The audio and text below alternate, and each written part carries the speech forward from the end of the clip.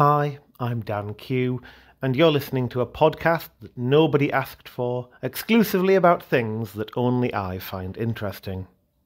Today, I'll be talking about firsts and lasts. As usual, there's a blog post to accompany this episode. Today, you'll find it at danq.link/firsts. Firsts and lasts. A lot of attention is paid, often in retrospect, to the experience of the first times in our lives, the first laugh, the first kiss, the first day at your job.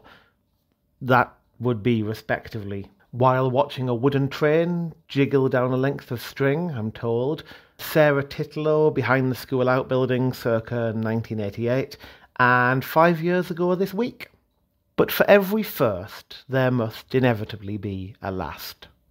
I recall a moment when I was perhaps the same age as our eldest child is now. As I listened to the bats in our garden, my mother told me about how she couldn't hear them as clearly as she used to be able to when she was my age. The human ear, it turns out, isn't well equipped to hear that frequency that bats use, and while children can often pick out the sounds, the ability tends to fade with age. This recollection came to me as I stayed up late the other month to watch the Perseids meteor shower. I lay in the hammock in our garden under a fabulously clear sky as the sun finished setting, and after lying there, still and quiet for a while, I realised that the local bat colony were out foraging for insects. They flew around and very close to me, and it occurred to me that I couldn't hear them at all. There must necessarily have been a last time that I heard a bat's echolocation. I remember an occasion about 10 years ago at the first house in Oxford of my partner and her husband and I, when we were standing in the back garden and listening to those high-pitched chirps. But I can't tell you when the very last time was. At the time it will have felt unremarkable rather than noteworthy. First times can often be identified contemporaneously. For example, I was able to acknowledge my first time on a looping roller coaster at the time. It felt like a big deal. It was, if you're interested, the Tower of Terror in Camelot, probably around 1994. The ride itself was disassembled in the year 2000, and minus the tower that gave it its name, which apparently burned down during disassembly, it lived on for a while as Twist and Shout at Loudon Castle in Ayrshire, Scotland, before that park shut down. I looked at some satellite photography earlier today, and I'm confident that the ride has now been completely demolished.